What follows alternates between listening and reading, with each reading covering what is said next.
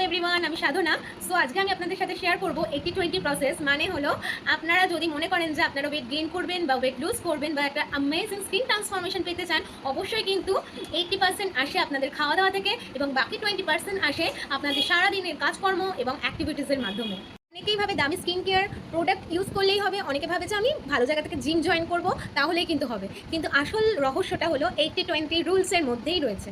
আমাদের কিন্তু 80% আসে প্রপার একটা ফুড হ্যাবিট, ক্লিন ফুড এবং proper slip, water intact, stress free life এবং সুন্দরভাবে কিন্তু কনসিস্টেন্সি থেকেই আমাদের কিন্তু 80% হয়ে যায়।